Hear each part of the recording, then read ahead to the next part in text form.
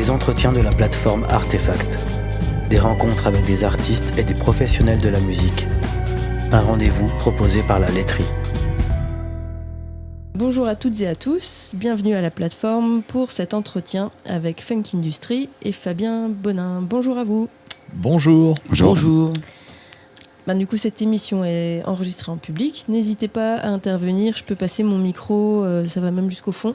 On a testé la longueur du câble, donc pas de souci. Voilà, donc Funk Industry, un groupe strasbourgeois, connu au Japon. Oui. Oui, vous avez fait une tournée récemment au Japon. On va parler de tout ça pendant une petite heure ensemble. Et puis Fabien Bonin, alors je sais pas par quelle casquette commencer. Tu es au Japon depuis 5 ans. 5 ans, c'est ma 6e année là. Et du coup, tu as monté une structure qui s'appelle Nouvelle Collection. En français dans le texte. Oui. Et alors, est-ce que tu peux nous expliquer un peu qui tu es? Parce que du coup, Funk Industry, ils sont musiciens. On va plus parler de votre musique tout à l'heure, etc., de votre univers. Mais du coup, Fabien, qui es-tu? Alors, je suis un Français installé au Japon maintenant. Avant d'aller au Japon, je travaillais dans l'édition musicale à Paris. Donc, je travaillais plutôt du côté artistique.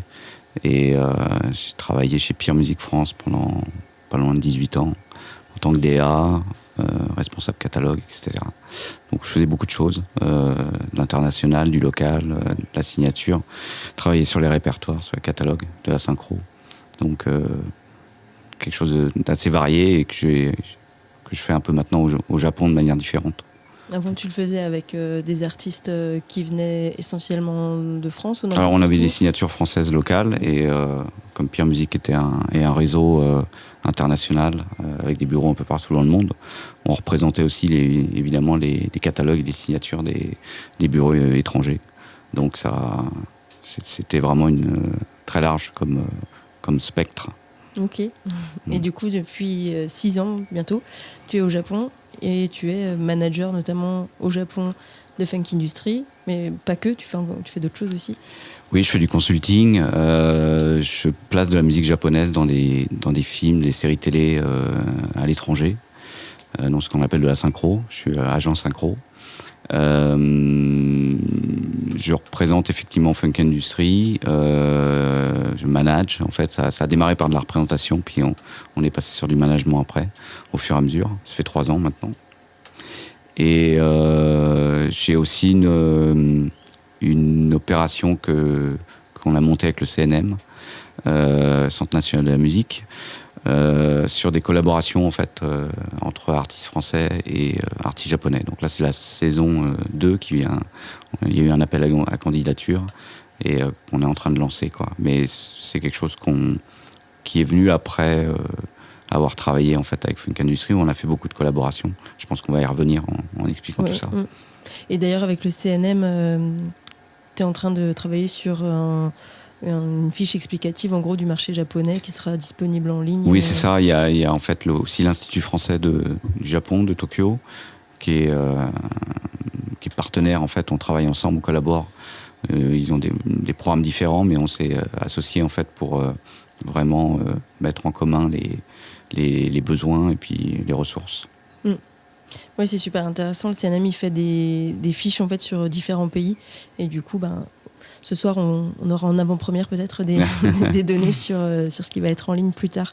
Du coup, je ne sais pas qui veut commencer d'entre vous à présenter Funk Industry. Nathan, FX. Vas-y, FX. Hein. Allez. Tu le fais très bien en général. J'essaye. Du coup, Funk Industry existe depuis 2013, à peu près. Ouais. En fait, on a monté ça à la base en sortie de lycée. C'était avec Nathan et son frère JM. On avait nos premiers groupes de musique ensemble. Et on commençait à écouter de la funk un peu. Donc du Earth, Wind & Fire, Jamiroquai, Michael Jackson ou autre. Un peu les grands noms classiques, on va dire. Et à la base, on se disait on a envie de faire ça. C'était vraiment pour le kiff. En fait, je dirais au début, on répétait dans la cave de nos parents. Et puis voilà, mais en fait on a commencé à un peu tourner en local essentiellement et pour en revenir assez rapidement au sujet qui nous intéresse, en 2020 en fait on a eu un un petit déclic, on va dire. On vivait en coloc en plus à l'époque avec Jim et Nathan. Dans le groupe, on est 6, on n'est pas que 3. Il y a aussi David à la batterie, Nicolas à la trompette et Rémi au saxophone. Et en fait, on reçoit un mail d'un japonais qui s'appelle Yutaro Yoshihara, qui nous écrit en japonais du coup, et qui nous demande s'il peut utiliser notre musique pour un concours de danse. Et en fait, ça a été vraiment le point de départ de toute cette histoire japonaise, quoi. Je sais pas si tu veux rajouter. Parce qu'effectivement, il vous connaissait déjà. C'est pas par hasard qu'il vous a contacté, quoi. Il vous avait déjà repéré, lui. C'est qu'en fait, les danseuses avec qui il travaillait, en fait, c'était des danseuses du coup lycéennes. C'était un concours du coup interlycéen. Et il nous a dit qu'elles connaissaient notre musique parce qu'elles avaient vu sur les réseaux sociaux, donc notamment Instagram, plusieurs influenceurs de danse qui s'appellent le locking, donc une danse hip-hop, parmi les danses hip-hop, qui est basée sur la musique funk de base, et qu'elle suivait du coup pas mal d'influenceurs de ce mouvement-là, qui avaient qui dansaient du coup et performaient sur notre musique, autant des danseurs japonais que coréens, mais également à Taïwan ou des choses comme ça, quoi. Voilà. Et ils avaient découvert notre musique en fait à travers tout simplement Apple Music. Et en tapant funk, comme quoi on a bien fait d'avoir un nom avec assez explicite. Voilà. Nous qui à un moment on se disait oh là il est peut-être un peu long ce nom, il est peut-être un peu dur à écrire. Bah non, finalement c'est bien. Voilà. Et puis ce qui est assez fou en fait, c'est que au début, à vrai dire, on a un peu cru que c'était une blague, parce que c'est quand même assez atypique comme histoire. Et on a commencé à creuser en fait en cherchant. En creusant sur YouTube, Insta, etc. On s'est rendu compte qu'il y avait vraiment des dizaines de vidéos de crews de danse vraiment différents, essentiellement au Japon, mais aussi en Corée, qui utilisaient notre musique. Donc on était assez surpris, sachant qu'on n'avait jamais fait la démarche de se dire on veut que notre musique soit écoutée au Japon, quoi. Enfin, à l'époque, on n'avait pas de distribution, le projet était à peine structuré, voire pas du tout. Ouais, on peut le dire. Ouais, on peut le dire, ouais, pas du tout. Ouais. Y a pas de secret. Non, c'est vrai. Et du coup, c'est vraiment arrivé comme ça. C'était une belle surprise, surtout dans la période dans laquelle on était, où tout était à l'arrêt. Et, C'était en 2020, t'as dit ? Ouais, c'est ça. Ouais, juste après la fin du premier confinement. Ouais, donc pareil, nous, à la base, le groupe existait beaucoup par le live. En fait, on a toujours fait quand même pas mal de concerts. Et c'est vrai que là, ça faisait un an où on savait pas du tout où on allait. Il y avait un petit projet d'album, mais voilà, tout était compliqué, comme tout le monde, mais on repoussait les choses, etc. Et en fait, c'est surtout une vidéo qui a fait un peu déclic sur un gros plateau télé qui s'appelle Japan Dance Delight. Et puis la vidéo était sortie, je crois, même 1 ou 2 ans avant, donc ça faisait déjà quelques temps que la musique circulait. Et en fait, on voit, c'est vraiment un truc type Danser avec les stars, mais version locking, quoi. Et du coup, il y avait un crew de 5-6 danseurs qui dansaient sur le truc. On a un peu halluciné. On a à ce moment-là encore cru que c'était une blague, mais en fait, pas du tout. Et voilà, et après, ce qui a, on va dire, entretenu le fait qu'on se dise, en fait, c'est vrai, on est rentré en contact petit à petit avec ces gens-là pour essayer de creuser aussi d'où venaient les choses. Et c'est là qu'on a découvert que ça venait d'Apple Music. On n'a pas pu aller plus loin que ça. Donc, voilà. Et quand est-ce que vous vous êtes rencontrés avec Fabien ? C'était via le CNM, donc, qui t'a parlé de moi, en fait. Ouais, tout à fait. Initialement, on s'est mis en contact. Direct, ouais. C'est en ayant vu un peu toutes ces vidéos, etc., on a commencé à se dire, en fait, il y a un truc à faire, parce que les gens nous écoutent naturellement là-bas.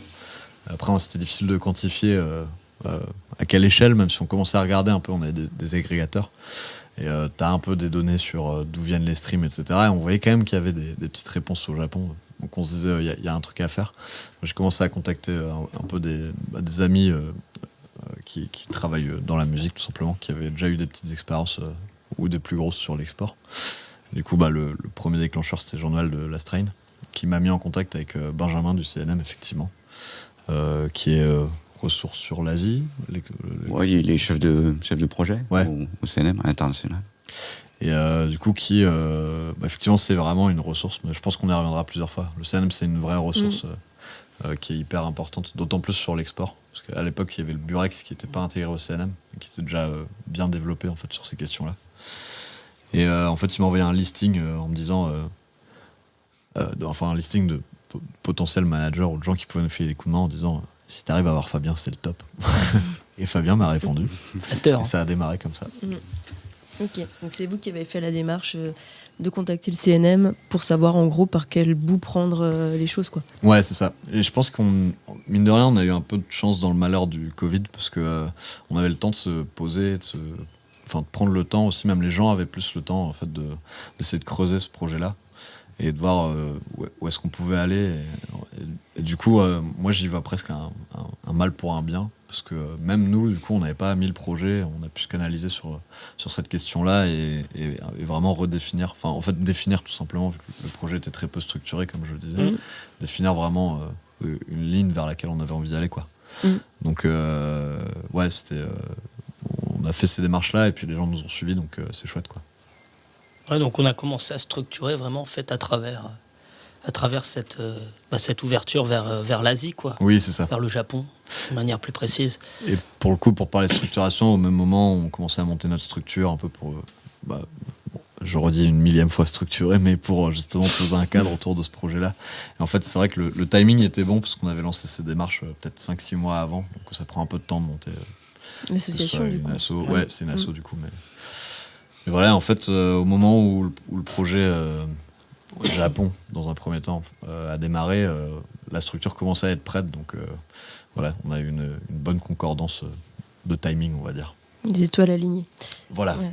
on a beaucoup parlé des planètes alignées dans cette histoire. Et donc, quand vous vous êtes rencontrés, est-ce que vous aviez des objectifs de travail qui sont restés les mêmes aujourd'hui, ou du coup votre relation professionnelle a évolué avec le temps aussi? Parce que du coup, ça fait quoi? Ça fait 3 ans que vous travaillez ensemble? 3 ans, oui. Et donc, est-ce qu'au début, vous étiez sur certains volets d'accompagnement et ça a évolué ou... Ouais, ça a beaucoup évolué. Et au début, c'était plus un peu du tâtonnement, on va le dire. On va essayer. Enfin, en tout cas, c'était mon approche. C'est de dire, on va y aller doucement et progressivement.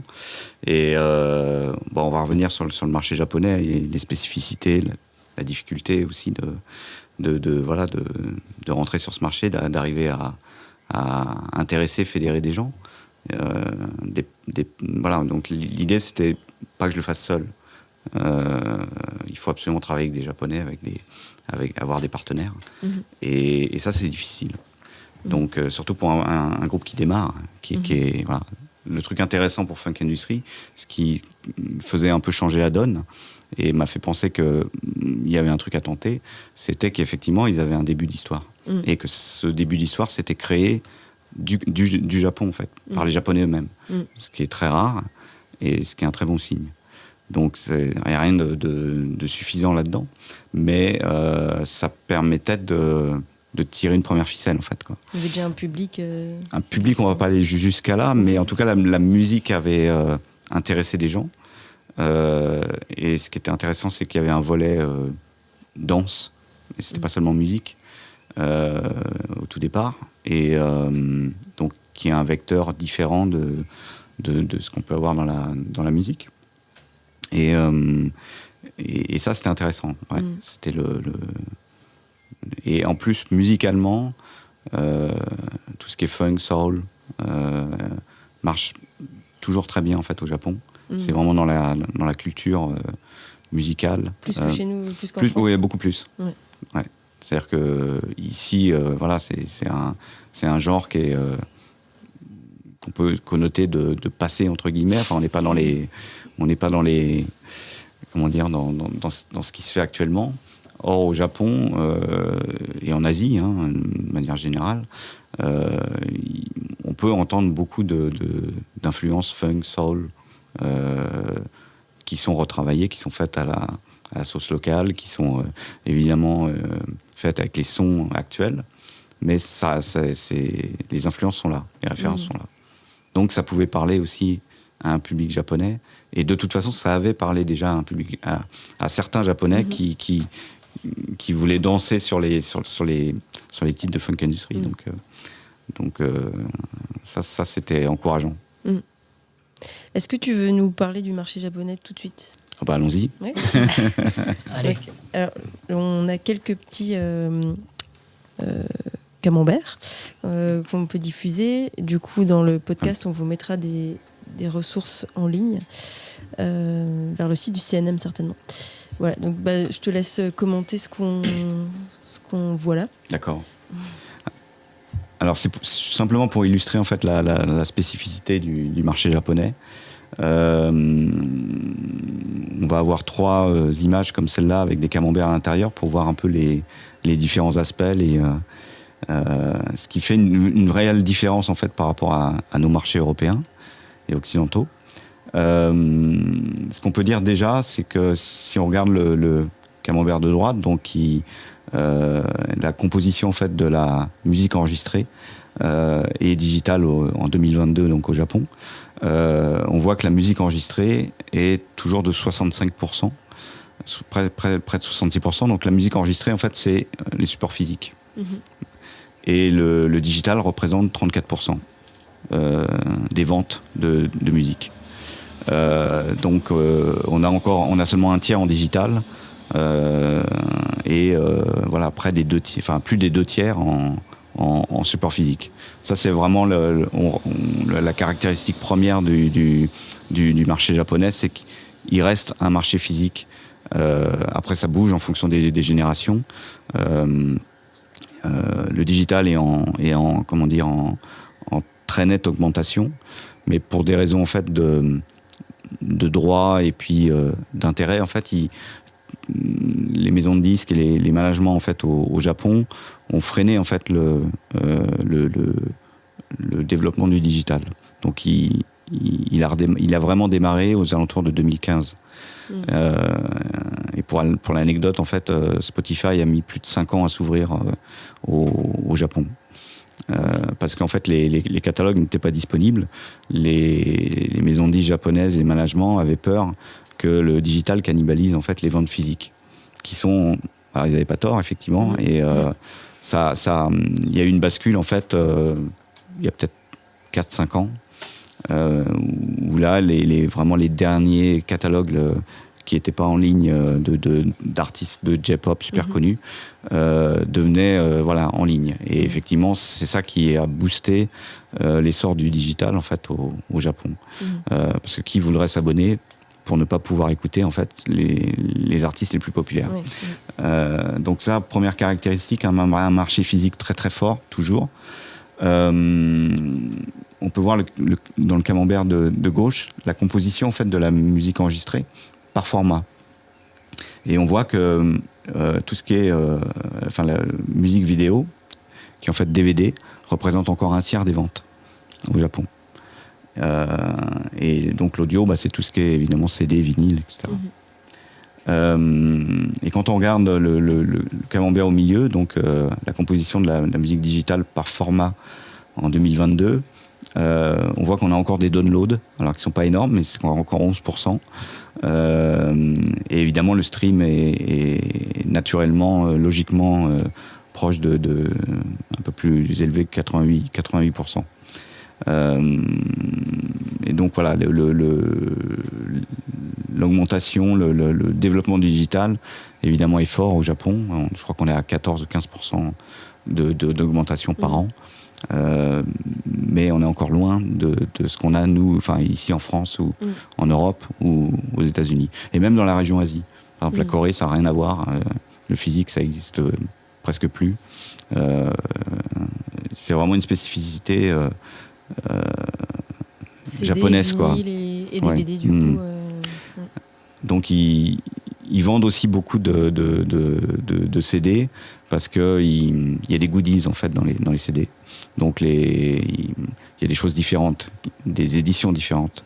Donc très souvent en fait un fan, et quand on est fan en fait au Japon on est ultra fan, on achète tout. Et donc on peut acheter 4 à 5 fois le même album, parce qu'à l'intérieur il y a des choses différentes, parce qu'il peut y avoir même des bons, des choses comme ça. Il y a un côté loterie, jeu, et ça marche très très très très très fort, quoi. Donc et le prix de la musique au Japon est aussi élevé, beaucoup plus. Le CD par exemple, même les places de concert, tout ça est assez cher. On pourrait y revenir pour expliquer, mais voilà, en gros sur ce premier camembert. Et donc, sur ces camemberts-là, en fait, c'est l'évolution en fait de la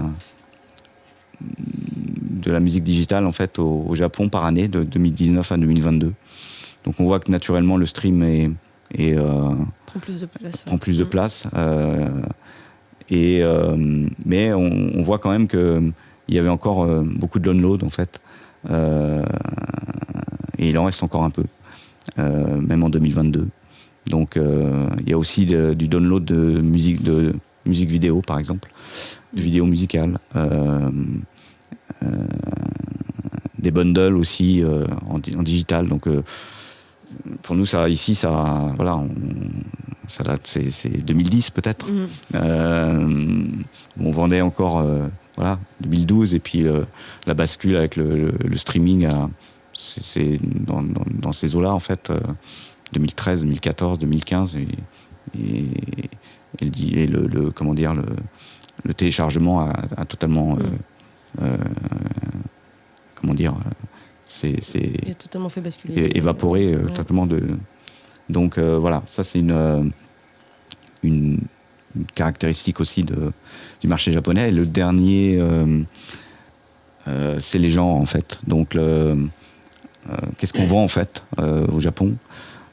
Évidemment, la pop locale est super forte. On a un marché domestique très très très fort. Particulièrement en physique en fait, où très, très souvent en fait on est à 13-14% de part de marché du répertoire international en fait sur les ventes physiques, et le reste c'est du domestique. Okay. Et quand on parle d'international, on met tout dedans, toute la pop anglo-américaine et puis la K-pop aussi, qui est devenue en fait la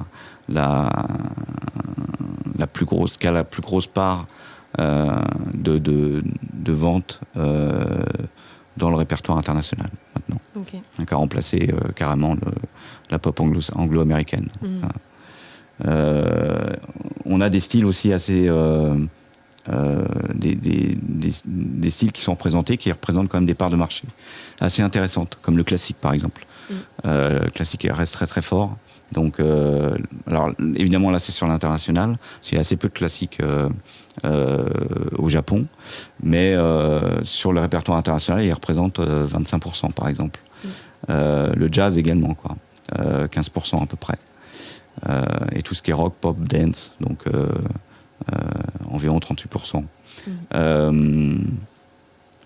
Et sur les compositions par format en fait, on a 70% de ventes de CD. Encore des singles, des CD singles qui sont vendus à hauteur de 22%. Et le vinyle qui aussi fonctionne bien, mais qui en fait n'est qu'à 7%.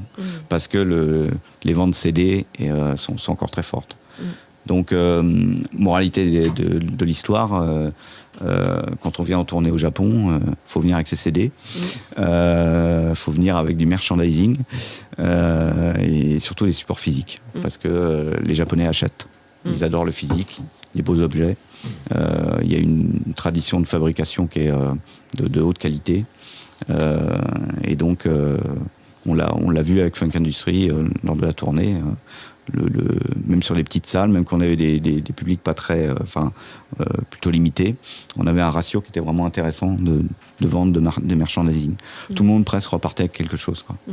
Ouais, c'est vrai que souvent on se retrouvait les concerts étaient globalement assez courts parce qu'on jouait beaucoup dans des live house. Donc c'était, je dirais que le format moyen était à 30-35 minutes de show, mais ça arrivait qu'on fasse 1h30 de dédicace derrière, quoi. Donc on a assez halluciné de voir le taux de réponse, on va dire, des gens qui viennent derrière et qui ont envie de discuter, acheter le vinyle, le CD. Et effectivement, on l'a aussi remarqué sur les ventes de CD. Dès qu'on joue en France, les CD, autant dire qu'ils partent très peu. Là-bas, c'est vraiment ce qui partait en majorité, quoi. Donc voilà, effectivement, c'est assez perturbant. Vous ressentez aussi cette différence au centre de merch, quoi. Ouais, complètement. Ok. Et est-ce que, Fabien, tu penses que c'est différent aussi par rapport au genre? Là, on a vu par rapport entre les musiques japonaises et les musiques internationales, mais au sein des genres internationaux, est-ce que tu penses qu'il y a une différence de comportement aussi entre ceux qui vont écouter du métal, du rock, ou de la funk, ou du... Oui, certainement. Enfin, il y a plein de niches en fait musicales au Japon et qui représentent des petits marchés vraiment intéressants. Ils sont structurés. Il y a aussi des fans. Et donc, alors après leur mode de consommation, ouais, peut-être sur le hip-hop, je pense que c'est du digital, principalement de l'électro également. Après, sur d'autres genres, peut-être, je sais pas, du reggae, du dub ou du métal. Je pense qu'il y a aussi de l'achat physique qui doit être important si les groupes, les artistes viennent tourner en fait au Japon, mais en général ils sont aussi très bien distribués dans les magasins, quoi. Donc ça c'est le Japon reste aussi un marché où il est possible d'exporter du produit fini. Donc il y a beaucoup de distributeurs occidentaux qui exportent des quantités variables de disques en fait, mais ça s'achète en fait. Il reste beaucoup de disquaires, Tower Records et encore au Japon, HMV. Enfin il y a encore des grandes enseignes et puis des disquaires locaux et puis des chaînes aussi de disquaires qui sont japonaises mais qui existent et qui sont fortes. Ok. Oui, tu avais une question, vas-y. Oui, je juste une question. Micro. Ah oui, attends, je t'apporte le micro. Je voulais juste savoir à propos du merch, du coup, parce que vous avez parlé de beaux objets, et je voulais savoir si, à part les CD, vous aviez fait d'autres goodies spécifiques pour la tournée au Japon. Non, mais on aurait dû se pencher là-dessus un peu plus. Après, c'est des questions de temps, des questions de moyens également. Mais certainement, c'est quelque chose qu'on doit améliorer, c'est-à-dire réellement d'avoir un stand de merchandising qui a de la gueule, en fait, là, qui donne envie d'acheter, et peut-être des choses un peu spécifiques qui pourraient fonctionner avec un public japonais. Donc des objets, peut-être pas toujours de la musique absolument ou un support, mais il y a des choses à imaginer de ce côté-là. Alors, il y avait quand même un truc assez spécifique. On a signé un contrat de licence avec Disc Union sur un 2 titres. Donc, alors voilà, j'ai ramené les. Donc ça, c'était le vinyle. 5 titres qu'on a sortis. Et en fait, on a un pressage au Japon qui est sorti spécifiquement sur un 2 titres. Donc un vinyle 2 titres. Et en fait, il part très bien là-bas. Et en fait, ça confirme aussi ce qu'il disait, c'est que souvent les gens achetaient le 5 titres et le 2 titres parce qu'ils voulaient les deux objets, alors que la pochette est la même. Il y a globalement les mêmes titres dessus, mais c'est vrai qu'il y a ce truc où le format est différent. Après, l'objet était différent, quand même un petit petit peu. L'objet était peu un peu différent, mais oui. Mais il y avait ce truc où, c'est vrai que de mon point de vue, ça paraissait assez inconcevable de se dire que j'ai le 5 titres, pourquoi j'achèterais le 2 titres. Mais en fait, là-bas, c'était hyper logique, quoi. Le format de titre reste un 7 inch, reste un format vraiment prisé en fait là-bas. Tous les artistes, même indépendants, essayent de sortir un 45. Alors qu'on voit bien, là, on en a encore un petit peu des 2 titres.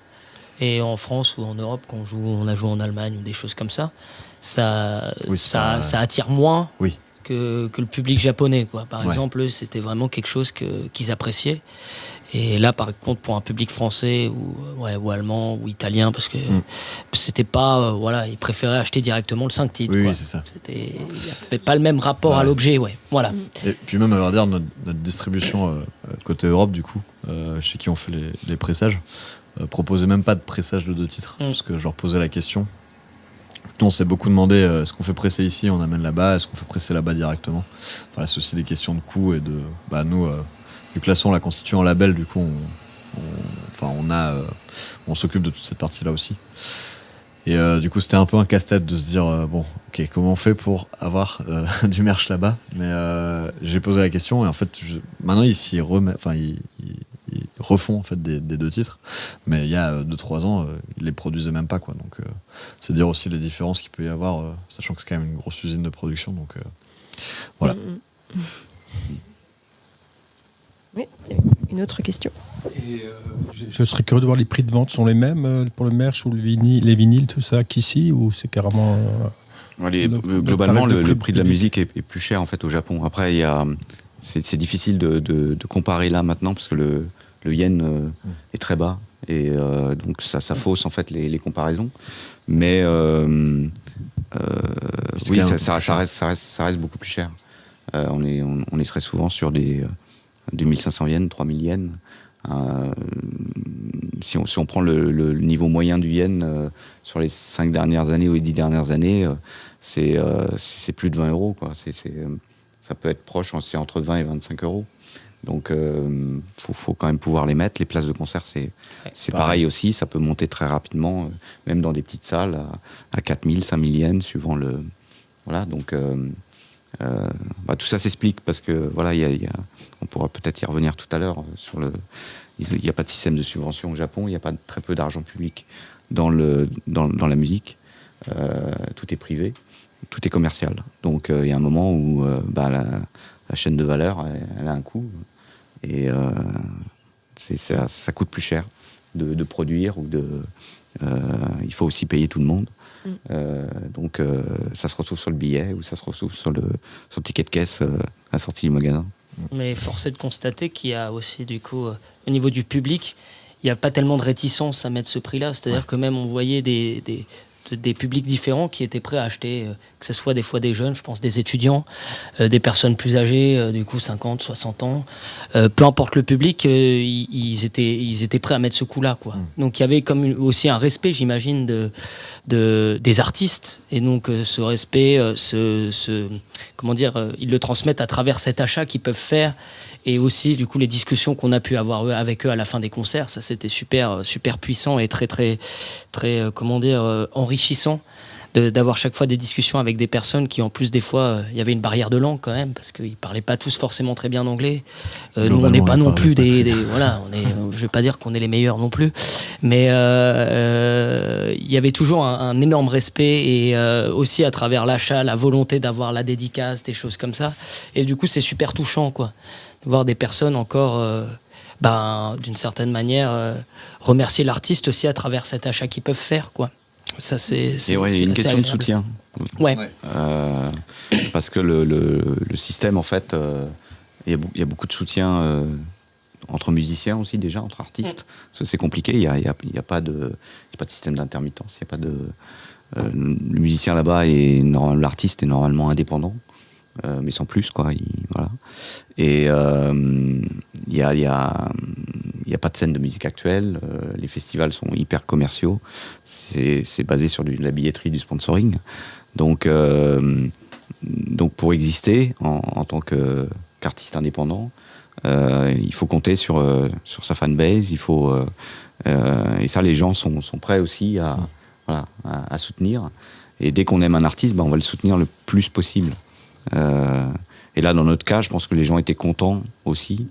Les Japonais sont contents d'avoir un groupe étranger qui vient, qui a fait tout ce trajet, cet effort pour venir jusqu'à eux. Et donc, il y a une hospitalité en fait qui se passe entre guillemets, quoi, sur un accueil en tout cas. Et des remerciements, quoi. Donc ils sont très attentifs, très attentionnés en fait, même pendant les concerts. C'est c'était assez hallucinant. On a reçu énormément de cadeaux, alors que vraiment, c'était une première tournée là-bas, on sait vraiment pas à quoi s'attendre. Et première date, on arrive et en fait c'est leur gars qui vient nous voir. Ouais, on a déposé ça pour vous. Il y avait un petit mot écrit en français. C'était quand même assez hallucinant. Et en fait, ça a été ça vraiment sur toutes les dates, quoi. Et au-delà de ce truc de cadeau, je sais plus, il y a une de nos fans, on peut le dire, qui est venue, je crois, à 4 de nos dates sur les 9, quoi. C'est quand même assez hallucinant parce que le prix d'entrée était à effectivement l'équivalent de 20-25 balles. Ouais, il y a le prix du Shinkansen et tout aussi. Ouais, parce que c'était pas à chaque fois dans la même ville, etc. Et en fait, elle venait et en plus, elle nous ramenait des cadeaux et en plus, elle achetait nos vinyles. Enfin, tu vois, il y avait un truc où tu te dis, c'est fou et en fait, ça faisait un bien de fou aussi, du coup, d'avoir ce retour, effectivement. Enfin, ça rejoint ce que disait Fabien, mais tu te sens vraiment soutenu et c'est vraiment beau, quoi. Au-delà du juste les gens qui... Enfin, juste... Les gens qui montraient leur playlist, qui disaient ah, j'ai tous tes titres, ou ceux qui chantaient, c'est déjà hyper satisfaisant, on va dire. Mais là, il y avait vraiment un truc très humain et direct qui était vraiment très cool. Ouais. Il faut juste 50 hyper fans au Japon et Voilà, on finance une tournée, il n'y a pas de problème. Et t'achètes 300 CD. Voilà, c'est ça. Est-ce que la connaissance du marché, de ces chiffres que tu nous as Oui. présentés, est-ce que, mis à part le merchandising, ces chiffres ils sont intéressants pour d'autres volets du développement de carrière? Oui, ce qui est intéressant, c'est qu'il y a vraiment l'essor du digital.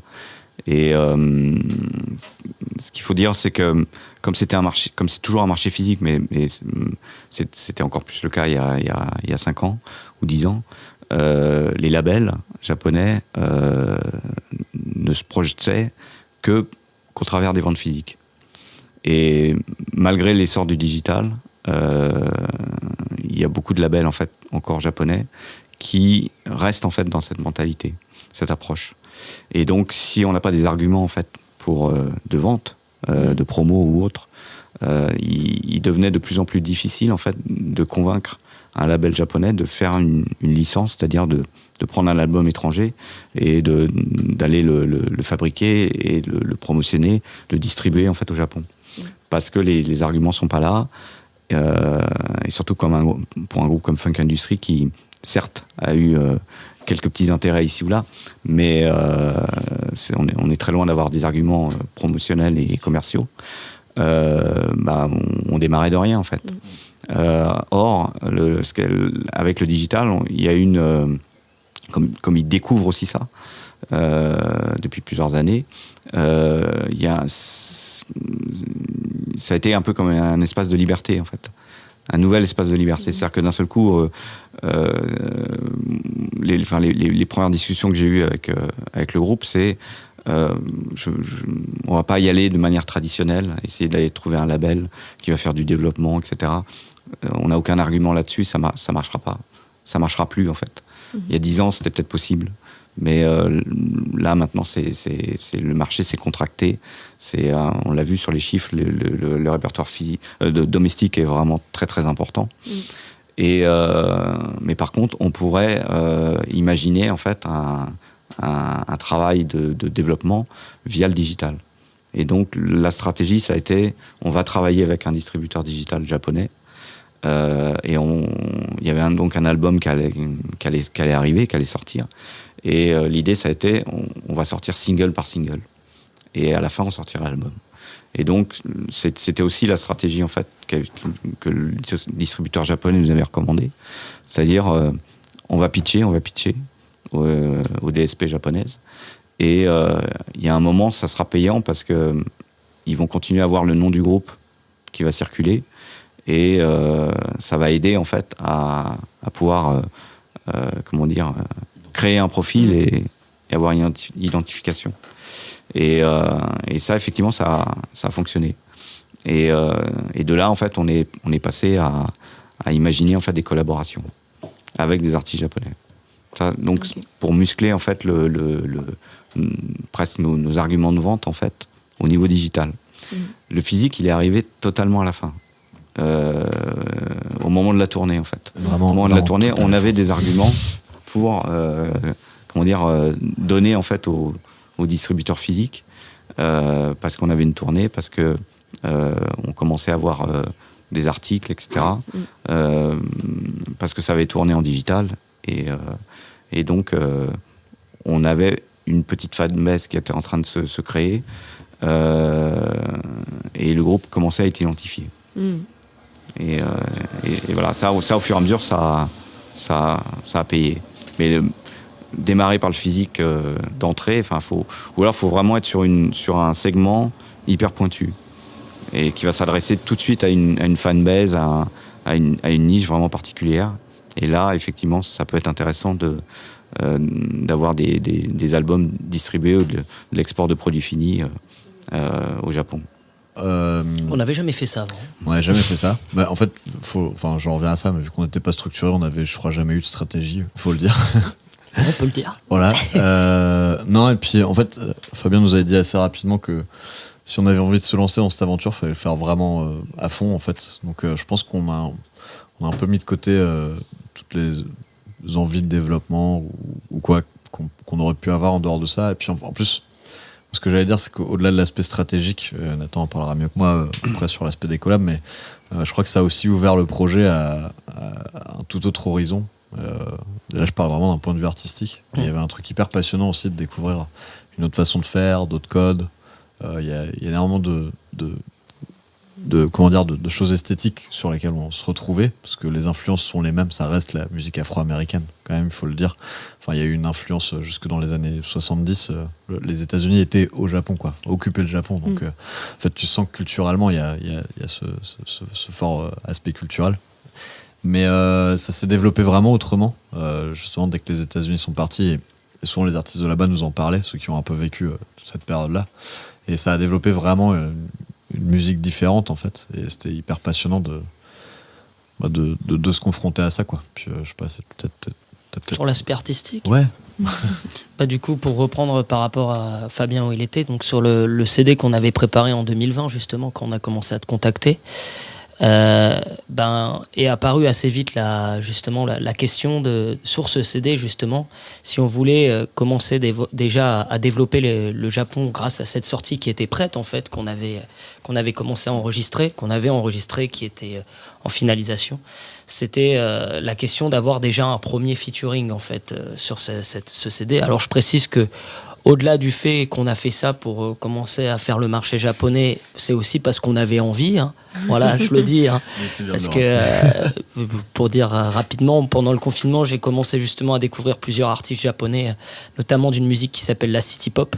Voilà, j'explique très rapidement. Voilà, une musique qui est née dans les années 70 et qui après a eu un gros essor dans les années 80, 90 et qui a dérivé vers ce qu'on pourrait appeler la J-pop ensuite dans les années 90-2000. Mais voilà, j'ai commencé à être à tomber amoureux de cette musique, en fait, tout simplement. Leur manière de faire de la musique et de s'approprier justement des codes afro-américains, mais à leur sauce. Enfin voilà, donc est apparue du coup la volonté de faire un premier featuring dans ce CD. Et du coup, ça a été avec un jeune rappeur qui s'appelle Joua, qui est franco-camerounais japonais. Donc c'était chouette, on pouvait échanger en français, en anglais, on avait la possibilité de bien échanger ensemble artistiquement. Et c'est vrai que ce premier featuring n'était pas, c'était pas le hip-hop japonais, je pense qu'on s'était jamais confronté à ça. Oui, non, clairement pas. Non, on est d'accord. Ouais. Puis on partait d'un titre existant en plus. Voilà, oui. En plus, c'est-à-dire qu'on partait d'un truc existant sur lequel on n'avait pas imaginé qu'il y aurait un rappeur, un featuring, du rap. Encore moins peut-être forcément du rap hip-hop, et encore moins forcément japonais. Mais force est de constater que ce featuring s'est super bien passé, c'était vraiment hyper agréable, ça a été une super expérience, malgré le fait que le titre n'a pas été créé, on va dire, pour un featuring. Du coup, une fois qu'il est sorti, en plus, il y a eu des très bons retours, même pas forcément qu'au Japon, même en France. Je sais qu'il avait plutôt bien plu. Et du coup, ça nous a donné la volonté de continuer dans cette voie-là des collaborations et des featuring pour développer aussi le Japon et pour développer aussi notre désir artistique de s'enrichir artistiquement. Donc c'est là qu'est né en fait aussi le projet de l'EP Midnight City Lovers, que tu as déjà montré à FX, et qui était pour un hommage à la city pop japonaise. Mais avant de commencer à faire ce CD, on a quand même fait un autre featuring, c'est ça, avec Wes Atlas, un autre rappeur encore une fois, mais cette fois le titre avait été composé pour être avec lui. Donc c'était une autre démarche différente et qui en fait a ouvert les portes et a ouvert la manière dont on a pu ensuite travailler à distance avec d'autres artistes et donc notamment avec toutes les artistes qu'il y a sur ce CD. Puis c'est hyper enrichissant en fait aussi d'ouvrir son projet.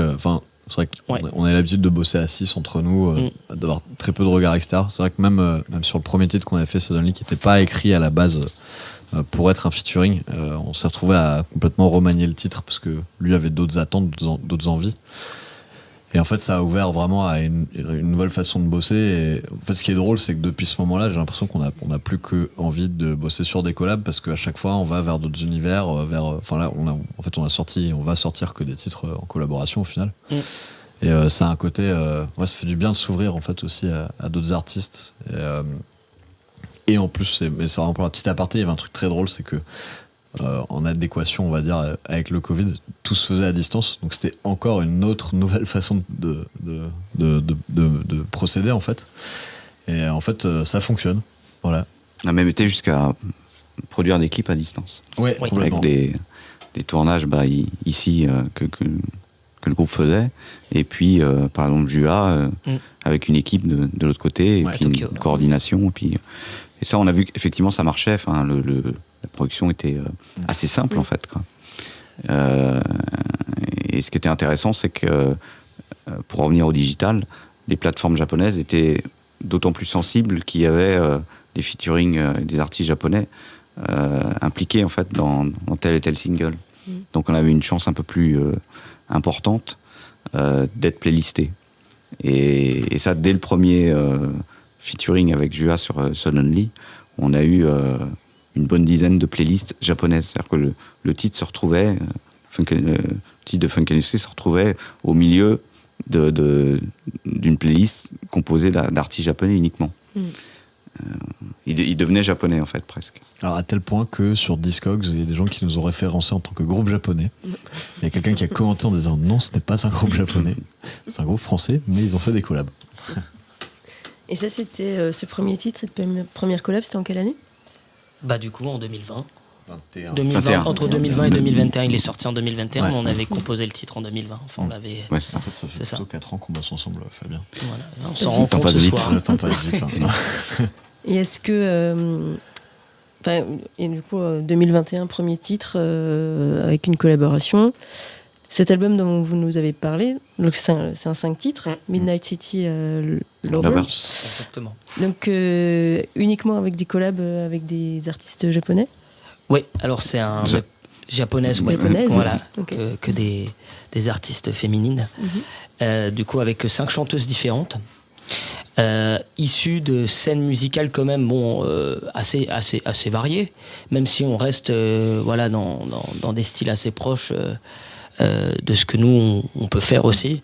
Donc il y a notamment Asako Toki, qui est une chanteuse pour le coup qui est certainement le profil le plus identifié sur le territoire japonais. Elle est la fille d'un grand saxophoniste justement des années 70 et musicien de jazz qui a joué avec beaucoup de grandes stars à l'époque. Et c'est devenu aussi un peu, comment dire, la nouvelle scène de la city pop japonaise, enfin, qui représente un peu la nouvelle scène de la city pop japonaise. Donc ça, on a eu l'honneur, vraiment l'immense honneur d'avoir une collaboration avec elle. Ensuite, on a le premier featuring qu'on a pu mettre en place, c'est avec une chanteuse qui s'appelle Natsu Summer. Que Fabien nous avait présenté, qui est du coup est plutôt issu de la scène city pop dub pour le coup, c'est-à-dire qu'elle mélange la city pop avec du reggae et de la dub. Et mais là pour le coup un titre très très city pop et mélancolique avec elle. Et ça a été le premier featuring. C'est vrai que j'insiste un peu dessus parce que ça a été, je pense, un moment hyper important dans la création de Stoppé. Parce qu'on avait, avec Joie, c'était la manière dont on se voyait. On pouvait parler en français, en anglais aussi, avec Wes Atlas aussi, parce qu'il parlait bien anglais. Natsu Summer maîtrisant un peu moins l'anglais. On avait eu la nécessité, du coup, aussi de faire appel à une amie à moi qui est devenue maintenant ma prof de japonais. Voilà. Et qui est venue, du coup, faire la visio avec nous. Famia qui était avec Natsu Summer. Et donc, du coup, il y avait la traductrice. Donc, ça faisait une visio assez folklorique, mais très sympa, quoi. Ouais. Ouais, la difficulté, c'est que toutes les artistes de Stoppé, en fait, ne communiquent pas en anglais. Voilà. Donc, tous les échanges, en fait, que j'ai pu avoir avec elles, ou leur management, étaient en japonais, quoi. Et jusqu'aux séances de studio aussi, etc., quoi. Donc, c'est vrai que c'est difficile de le faire à distance sans avoir un relais, en fait, au Japon. Je pense qu'elles ont aussi embarqué dans le projet, d'une part parce qu'elles avaient envie, mais aussi parce qu'on était capable de d'apporter un cadre en fait. Et ce qui est important en fait au Japon, c'est d'expliquer, d'être le plus clair possible en fait. Parce que ce qu'ils ont le plus peur, c'est de tomber sur un malentendu en fait, on comprend pas du tout, ou que voilà, on est deux visions totalement différentes. Et or là, c'était vraiment le piège à éviter. Donc ça apportait un confort de travail d'avoir du coup toi sur place Ouais. qui puisse faire le lien. Pour le confort de travail, je pense que c'était indispensable. Ouais. Puis, ça conforte aussi une fois de plus dans ce qu'il disait de l'importance d'avoir des partenaires locaux aussi, parce que en fait, clairement, Nathan a été gentil en disant que Nat Summer parlait pas très bien, mais honnêtement, on s'est vu là-bas, c'était vraiment très compliqué de communiquer quoi. S'il n'y avait pas quelqu'un qui pouvait faire l'interface de nous à l'anglais vers le japonais ou quelque chose comme ça. On arrivait à partager des moments au restaurant, disons. Voilà. Beaucoup de sourires. Voilà, sourire, très sympathique. voilà. Hein, Mais voilà, après, Très, on a passé des super moments avec carrément. elle. Ça Complètement. ne remet pas ça en cause, mais effectivement, la barrière de la langue est quand même énorme là-bas. Oui. C'est vrai que moi, j'ai été surpris aussi, moi-même, de voir que le niveau d'anglais était au moins aussi mauvais qu'en France. Donc voilà, ce n'est pire. ce n'est pire. Et donc Midnight City Lovers est sorti en quelle année? En juin 2023. Ouais, 2023. en fait, du coup, il est sorti au moment de. On a fait concorder la sortie du. Alors, on a eu le même échelonnage de singles, sortie de singles les uns après les autres. Mais la sortie du format physique et du dernier titre avec Toki Asako, qui était un peu la cerise sur le gâteau, on va dire. C'était justement au même moment de la tournée. Donc, on a fait notre release à Tokyo au Basement Bar. Et C'était une super c'était vos date. premières dates au Japon du coup. Ouais, complètement. Ce que je disais avant un peu plus tôt, mais c'est vrai qu'on se plongeait un peu dans l'inconnu, quoi. On savait pas si on allait faire 9 dates devant 3 personnes, si tout allait être rempli. Il y avait un petit pari en fait. Quoi. Ouais. Et après, évidemment, de jouer avec des artistes, des groupes japonais, ça permet d'avoir une petite garantie en fait. Et quand on a fait la release, en fait, on a partagé le concert avec le groupe Emiland en fait, dont la chanteuse est aussi Sur le disque. une des artistes qui ont participé à l'EP. Donc voilà, ça. En fait, l'idée dans tout ça, c'est d'arriver à échanger, à partager plein de choses et d'avoir des coups de main de part et d'autre, quoi. Donc évidemment, pour tous les artistes japonaises qui ont participé à ces titres, ce qu'elles espèrent aussi, c'est de pouvoir être diffusées, qu'on s'intéresse à leur musique ici également en France, ailleurs. Donc et évidemment, ça a été pour nous une aide vraiment indispensable, quoi. Et ça a bien fonctionné. Tout le monde a joué le jeu sur le digital, sur le partage de contenu sur les SNS, etc. Donc on a pu vraiment combiner les fanbases et avoir de l'exposition en fait pour tout le monde, quoi. Mais sans aide au Japon, c'est compliqué. Même en étant sur place, même en pouvant parler japonais, etc. Je pense qu'il y a c'est fini le temps où ils vont se consacrer 100% à vous et il n'y a rien en retour, quoi. Maintenant, on est quand même, et ça c'est pas spécifique au Japon, c'est partout. On est maintenant dans une époque où il faut où tout le monde peut être diffusé partout, grâce au digital évidemment, quoi. Donc il y a une attente légitime de ces artistes et tout ce qu'on peut faire évidemment pour les aider ou pour les mettre en avant, on le fera avec plaisir parce qu'ils nous ont énormément aidés quand on est venu. Donc Après, il y avait quelque chose d'assez beau aussi, parce que sur quelques dates, on a été accompagné par Amy et Nat Summer sur la tournée, quoi. Et sur la date au Basement, il y a 5 artistes avec qui on avait fait des collaborations qui sont venus. Et en fait, c'est drôle parce que nous, on avait fait ce projet à distance, mais même elles, entre elles, ne se connaissaient pas. Donc, en fait, ça aussi, on a réussi. Enfin, je trouve ça assez fou qu'on ait créé des rencontres au Japon entre des Japonais. on a présenté des artistes entre elles, donc voilà. c'était pas mal. Ouais, qui évoluent dans des milieux au final qui sont proches, enfin, d'un point de vue esthétique. Après, certaines avec plus de enfin un peu plus éloignés, mais du coup c'est vraiment des beaux moments aussi humains, quoi, d'avoir tous ces moments de rencontre et d'échange, quoi. Donc voilà, il y avait en plus cette dimension, quoi. Est-ce qu'il y a d'autres collaborateurs, partenaires que vous aimeriez nous présenter? Je te laisse. En fait, Fabien, à la base, la stratégie était quand même d'étoffer, on va dire, l'entourage du groupe. Donc, ça a été, je crois, la première étape. Je te laisse en parler.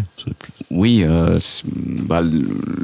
le partenaire principal, et qui est toujours notre partenaire principal, c'est vraiment notre distributeur digital, puisqu'on a basé notre stratégie là-dessus.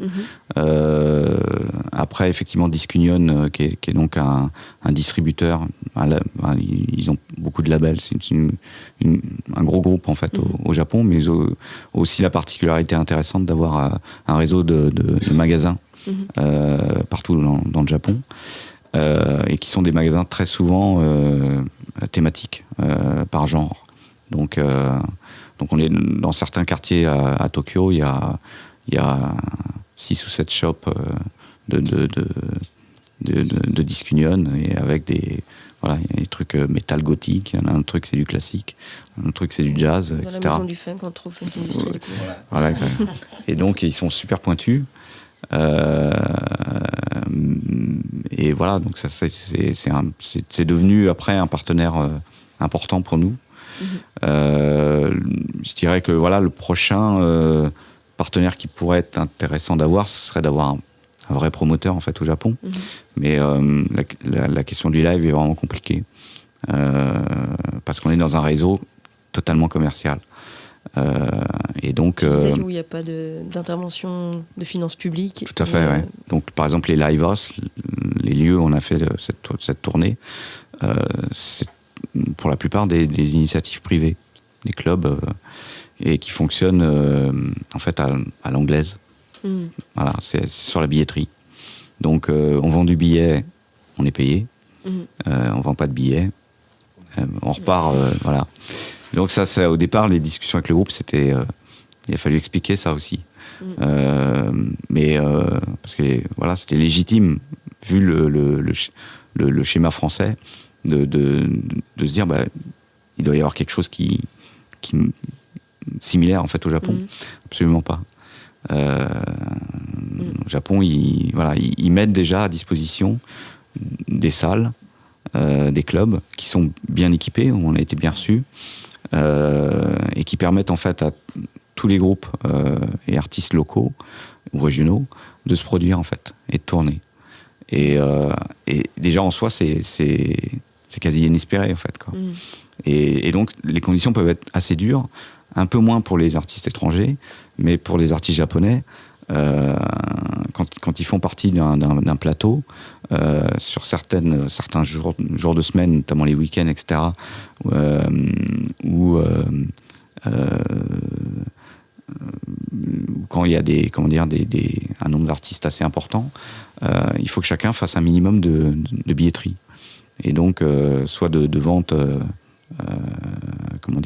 à distance, ou de préachat, etc., ou sur place. Et si ce quota n'est pas respecté, il paye la différence. Donc, ça encourage à faire de la promo de son côté. Voilà, ouais. Mais c'est tout le monde a en tête en fait la réalité économique. Voilà. Et elle s'impose à vous en fait, quoi. Quand le gérant du club vient à la fin du concert vous dire, bon voilà, sur Funk Industry vous avez fait je sais pas 22 payants. Donc on a un split qui est souvent de 50-50 sur le voilà. Mais on n'a pas de minimum à respecter, parce que pour les groupes étrangers, il y a pas ce minimum. Voilà. C'est vraiment sur les mais du coup, pour les groupes locaux. Sur les X entrées, il y a la moitié qui revient. Après, c'est un deal, ça varie en fait, voilà. Et pour les groupes en fait artistes qui peuvent vendre, dans ce cas-là, ils peuvent négocier une garantie. Voilà. Et alors la difficulté, c'est de trouver en fait des partenaires live qui vont s'investir. En fait, que ce soit les labels ou les promoteurs japonais ne vont pas faire de développement. Ils n'ont pas le temps. Ils vont développer en fait leur propre rooster, mais ça s'arrêtera là, quoi. Donc il n'y a pas d'investissement, il n'y a pas de développement.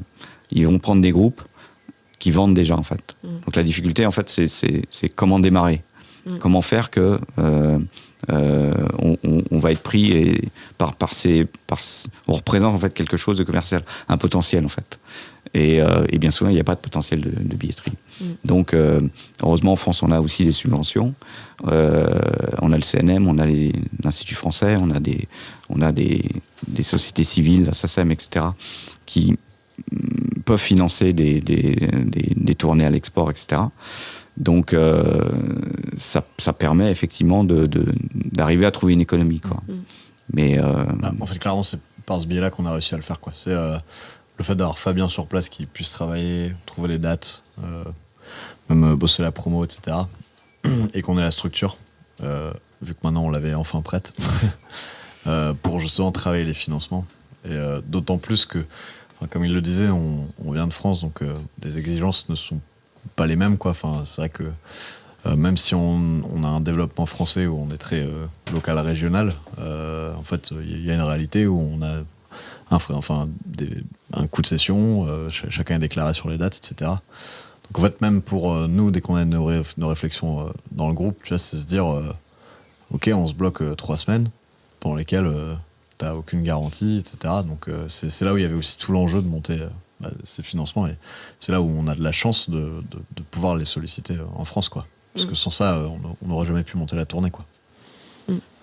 Je voulais juste demander en fait parce que du coup c'est quand même ouf d'avoir fait une tournée au Japon, en tant que groupe pas ultra connu là-bas, et je voulais demander juste pour trouver les dates si ça avait été compliqué vu que c'est très commercial apparemment les salles. Enfin voilà, c'était juste. c'était pas tant compliqué, c'est pas super compliqué en fait de trouver des dates en fait au Japon dès lors qu'on accepte les conditions de base et qui peuvent être où il va falloir financer presque l'intégralité en fait de tous les frais de tournée, y compris l'hébergement, les pas de catering. Ça va jusqu'à la bouteille d'eau. Il n'y a pas d'eau. Sur scène. Non. Oui, non, on allait dans le donc supermarché, voilà, et quand on va Une fois, il nous a quand payé on va bien boire à un la coup fin, ouais. au bar de la salle, tout le monde paye.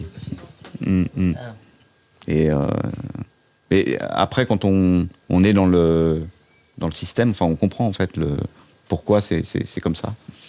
Ouais, puis c'est comme, en fait, en France, c'est plutôt nous l'exception. C'est dans la plupart des pays du monde où c'est. Je crois, oui, parce que même chez nos voisins, italiens, espagnols ou allemands, et encore pire anglais,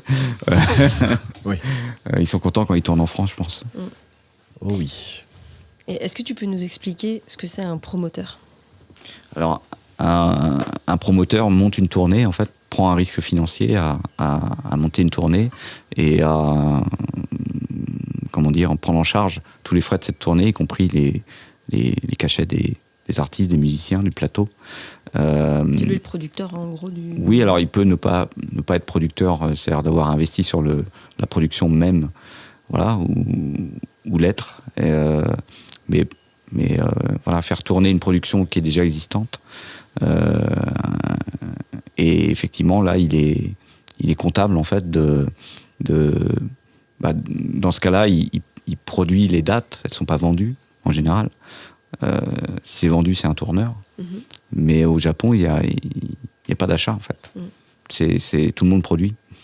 C'est un peu comme... C'est comme à Paris, en fait, où tout le monde produit. Ce qu'il faudrait imaginer, c'est que ce serait la même chose partout en France. Il n'y a pas de cession, en fait. C'est soit on est payé par la salle sur la billetterie directement, ou soit il y a un promoteur qui vous prend et qui vous place sur une tournée ou un certain nombre de soirées, etc., qui montent. Et les conditions sont voilà, on vous donne le temps, c'est en fonction de la notoriété, du potentiel de chaque artiste. Et c'est très terre à terre, en fait. C'est implacable comme raisonnement, quoi. Et moi, c'est une question que beaucoup de groupes me posent. Alors, pas pour aller au Japon, mais souvent pour aller juste en Allemagne ou en Suisse, ou dans les pays juste à côté. Et c'est cette idée de dire, ok, j'aimerais aller faire des concerts ailleurs, tourner à l'étranger, mais du coup, comment on fait, comment on trouve un booker? Et du coup, c'est un peu ce que tu expliques, c'est cette différence entre trouver des dates, vendre un spectacle ou avoir un promoteur et du coup avoir quelqu'un qui va te monter ta tournée, c'est ça la grosse différence. Oui, tout à fait. Ouais. Alors sur Funk Industry, quand j'ai contacté les clubs, etc., on n'avait pas d'attente en fait. J'avais bien expliqué au groupe qu'on serait dans ce cas de figure et j'avais pas d'argument. On n'avait aucune expérience, aucun préalable en fait. Donc on savait effectivement pas qui pourrait venir au concert. Le seul truc qu'on voulait en fait, c'était jouer devant le plus de public possible et préférer jouer devant du public, être moins payé et de partager une billetterie avec d'autres artistes japonais, parce que déjà il y avait ce côté rencontre, cette expérience, et puis aussi de jouer devant des publics différents, évidemment, qui seraient amenés par tel ou tel groupe ou artiste. Donc c'était pas si difficile en fait de monter cette tournée, d'autant que en termes de style, ils aiment bien tout ce qui est un groupe de funk avec des cuivres. C'était un profil qui les intéressait. J'aime beaucoup le sax. Ouais. À noter. On est Saxophone. ils sont un peu restés scotchés dans les années 80, donc on est. C'est vrai que, et puis je peux rajouter un petit truc, on a eu une date où on a peut-être joué devant 700-800 personnes, c'était à l'Institut français. Mais du coup, c'est pas forcément. En fait, c'est limite une date qu'on a fait à la française, du coup, parce que déjà la moitié du public était français. On avait un contrat de session. Enfin, tu vois, il y avait plein de trucs qui. Mais en fait, c'était très cool de l'avoir dans le cadre de la tournée.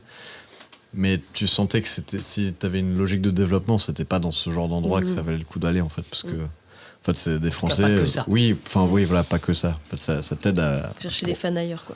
On n'allait pas à la rencontre du public japonais en fait à l'Institut français, même si mais ce qui était intéressant, c'est que c'était un public différent de ce qu'on avait rencontré en fait. Il y avait beaucoup d'expatriés effectivement qui étaient là, et puis des familles composées de japonais et français, etc.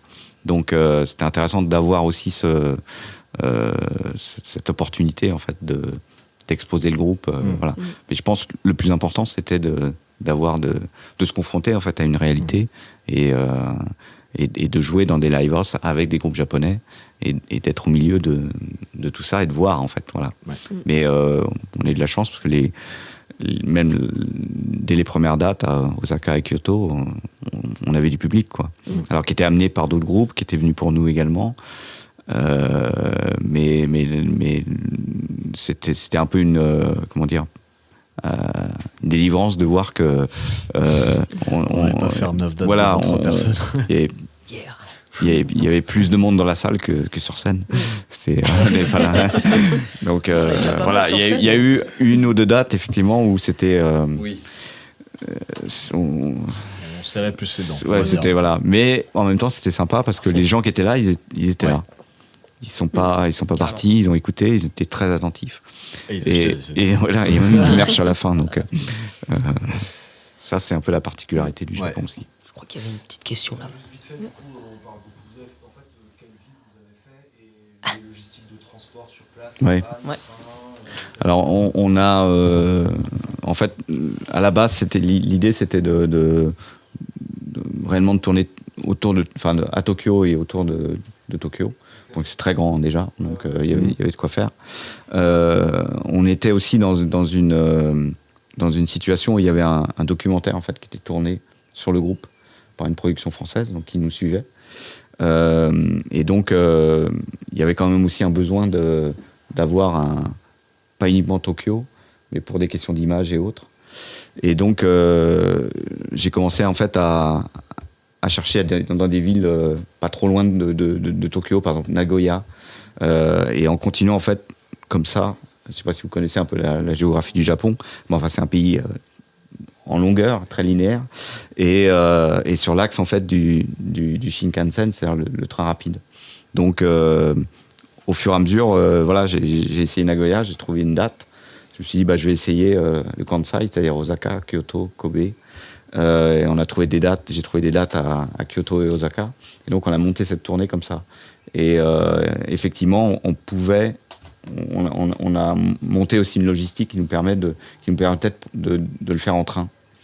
Donc voilà, c'est difficile d'avoir il aurait fallu prendre un chauffeur. C'était posé la question à un moment. On a eu des devis, c'était compliqué, c'était cher. Très cher. Et la question on avait un backline qui nous permettait de voyager en Shinkansen. Pour moi, c'était le truc le plus safe, le plus facile, parce que ça arrive en centre-ville. Et puis, on n'a aucun problème de possibilité de bouchons, d'accidents, de problèmes sur le mécanique, etc. Et ça a bien fonctionné. Après, c'était... Oui, c'est ce que Voilà, j'allais c'est dire. ce que On a utilisé beaucoup le backline, effectivement. Tu vois, ils ont des bonnes drums, ils ont toujours le 8-10 avec la tête MPEG, Ils ont toujours le petit jazz chorus. Alors la seule galère, c'était moi les claviers. J'ai dû acheter un clavier sur place et en ramener un de France parce que du coup il y a des différences électriques et il y a des endroits où ils n'avaient pas les modèles dont j'avais besoin. Et puis en fait ça a été un peu galère. J'ai un peu eu des sueurs froides 2 semaines avant le départ à ce sujet-là. On a acheté, on l'a acheté d'occasion, avant qu'ils arrivent. Parce que l'idée c'était, je pense qu'au bout de 2 tournées, on aurait rentabilisé en fait le prix avec les coûts de location d'un clavier sur 15 jours. Ouais. Et donc on était déjà dans une idée d'investissement et de revenir en fait au Japon, ce qui va être le cas là. On est en train de travailler sur une tournée 2024, pas seulement au Japon mais en Asie, mais toujours avec un focus important sur le Japon qui est notre marché numéro 1 à l'heure actuelle, quoi. Et oui, les live house au Japon, ça pour le coup, c'est vrai qu'il y a un accueil qui est toujours vraiment en plus très chaleureux, des techniciennes et techniciens très compétents. Et au niveau du backline, c'est super, quoi. Tu te retrouves toujours avec du matos de qualité. Surtout, je pense vraiment même aux batteries, quoi. Parce que c'est vrai que Dadou, ça peut être souvent un peu la bête noire, quoi. Et là, pour le coup, il disait, c'était chaque fois du matos qui faisait vraiment, vraiment bien l'affaire, quoi. Et qui permettait, qui lui a permis de partir juste avec ses cymbales, quoi. Nous, sur place, on a loué quoi, guitare et basse. Guitare basse, ouais. Alors ça, par contre, on a loué dans des flycase. Avec le flycase qui était bien flingué, la poignée métallique. Au bout de 2 semaines, je peux vous dire que on a acheté des gants de manutention, quoi. On essaiera de penser autrement pour la prochaine fois, mais c'était quand même, c'était super cool. Et au niveau de la location, pour le coup, la guitare basse, c'était pas ce qui nous est revenu vraiment le plus cher. Non. Avec le taux du yen, tu vas pouvoir les acheter directement. Oui, c'est ça en fait. La question se pose. L'idée serait d'avoir un backline sur place, en carrément. Fait, parce que la difficulté, c'est quand même d'arriver au Japon, les douanes. Il y a la question du visa aussi, dont on n'a pas parlé, mais elle est importante parce qu'il faut un visa artiste et c'est assez compliqué. Moi, j'ai dû porter en fait la demande parce que normalement il faut une structure locale pour déposer le dossier. Et donc pour cette première, on est passé par un agent. Ça a été un coût quand même assez important par rapport à l'économie de cette tournée. Ouais, on peut le dire, globalement c'était 3 000 € à peu près. Bon, on était 7. Non, en tout. Le coût du visa est très très très faible. Il y a un terme fiscal, mais après c'est le dossier, fallait le monter, fallait connaître. Je n'étais pas certain je voulais pas faire. Enfin, on n'a pas voulu prendre de risques. On n'a surtout pas voulu prendre de risques à venir avec un visa touriste. Étant donné qu'en plus on avait le tournage d'un documentaire, donc on n'était pas vraiment dès l'arrivée à l'aéroport, il y avait quand même 2 caméras et on a eu en plus la télé japonaise qui est arrivée qui est arrivée au même moment et qui chasse un peu les étrangers qui arrivent au Japon pour savoir un peu pourquoi ils viennent, ce qu'ils font, etc., quoi. Donc on était quand même bien identifiés, pas très discrets. Donc il valait mieux être parce que et puis vraiment on a bien fait parce que pour le coup moi ils m'ont arrêté à la douane. Tout le monde est passé, j'étais le dernier et puis devant moi. J'ai pas vu sortir, je commençais à m'inquiéter. Moi, je peux te dire que j'étais bien inquiet aussi. Après 15 heures d'avion, t'es un peu bon, ok. Mais il est arrivé avec son flycase évidemment qui était. Oui, forcément, j'étais suspect. Et Ils ont été très sympas. ils ont été très sympas, mais ils m'amènent dans un espèce de petit Algeco. Bon, je vous raconte parce que c'est un peu rigolo. Quoi. Je sais, qu'est-ce qui va oui, on veut une m'arriver? Ils me anecdote, disent enlève tes chaussures. Machin. Je dis ok, bon, qu'est-ce que vous faites là? Du coup, je commence à tout expliquer. Et puis, il y a une des douanières qui prend des notes et tout. En fait, ce qui est drôle, c'est que je commence à lui dire on a sorti un album, on a fait des featuring et tout. Et du coup, je parle un peu des artistes. Et à un moment, je dis Toki Asako, justement. Et elle fait oh, Toki Asako. Et je crois qu'elle me croyait pas trop au début. En fait, elle ouvre ma valise, j'ai plein de vinyles dans ma valise forcément parce qu'on les a ramenés comme ça. Ce qui était, Pas déclaré en ce plus. qui était pas déclaré à la loi. Ouais, c'est des échantillons. Voilà. Du coup, j'étais là, mince, C'est des cadeaux. j'espère vraiment qu'ils vont pas tiquer là-dessus. Et en fait, elle fait, voilà, boîte ton carton, elle sort les trucs. C'est quoi ça? Je fais, c'est des vinyles pour les cadeaux, quoi. Et elle sort le truc, et en fait, elle voit le nom de tous les artistes dont j'ai parlé, de tous les titres, etc. Elle fait, ah, ok. Et tout d'un coup, elle fait, c'est bon, vous pouvez y aller. Et c'était fini, tu vois. Donc on a très bien fait quand même, parce que... T'as sorti ton visa quand même. Oui, tu l'as montré. Non, il n'y avait plus besoin, là. Ouais, non, Ouais, mais c'est... Mais ouais, Donc vive les collaborations. Voilà, Passage. exactement. Même ça marche pour la douane et l'immigration. Ça marchait là. C'est ça. Et les visas, vous y êtes pris combien de temps à l'avance avant de partir? C'était minimum 3 mois à l'avance, ouais. C'est grosso modo en fait sur le timing, si vous voulez monter une tournée en fait au Japon de Livehouse, il faut contacter les Livehouse au moins 5 mois, 4 mois, dernier délai. Et donc voilà, très rapidement après, penser à l'histoire du visa, quoi. Après, il y a beaucoup d'artistes qui rentrent avec un visa touriste. Il y a des lieux au Japon où on nous a pas demandé en fait. Ils ont été coopératifs parce qu'il y avait pas mal d'éléments, d'infos sur les lieux, etc. à fournir. Mais ça leur posait pas de problème. D'autres où là, il fallait absolument le visa, où c'était directement le lieu. C'est beaucoup dans le jazz en fait. Parce qu'il y a beaucoup de clubs de jazz, de cafés, restaurants, bars qui font clubs de jazz également. Et là, c'est eux-mêmes qui demandent les visas en fait. Donc, mais en musique actuelle, c'est pas le cas, quoi. Sauf si on a un promoteur, et dans ce cas-là, c'est le promoteur japonais qui s'occupe évidemment de tout ça, quoi. Mais une fois de plus, on n'était pas du tout discret, quoi. De base, on est 7, il y avait 4-5 personnes sur l'équipe de tournage en plus, donc on était 10, 11 en permanence avec des caméras de partout. C'était compliqué de dire non, on est juste là pour les vacances. Voilà. Et Fabien, tu disais pas que par exemple, si tu vas dans une salle qui, du coup, prend en charge du coup ton visa, il peut par contre en te demander en contrepartie une sorte d'exclus dans la ville dans laquelle tu joues ou pas? T'avais pas dit ça une fois? Ouais, c'est-à-dire dans notre cas, en fait, on avait des salles qui pouvaient porter la demande de visa, mais c'était que pour la date en fait, qu'on allait faire dans la salle. Et donc, on pouvait pas rentrer les autres dates. Enfin, voilà, donc la tournée pouvait pas se faire. C'était un choix un peu... voilà. C'est comme si quelqu'un devait se porter garant, en gros, sur toute la période de la... C'est ça, et il voulait pas le faire, évidemment, puisque la question de la responsabilité au Japon est vraiment importante. Et spécialement si... pour des étrangers, en fait. Donc, ça, ils veulent pas... Enfin, s'ils se portent garant, ce qui est le cas en tant que structure qui va porter la demande de visa, il faut vraiment qu'ils soient sûrs à 100% de ce qu'ils font et pour qui ils portent cette demande. S'ils ont le moindre doute, ils prendront pas du tout le risque, quoi. Oui. Et dans le jazz, en fait, il y a beaucoup de... Il y a des circuits de clubs, etc.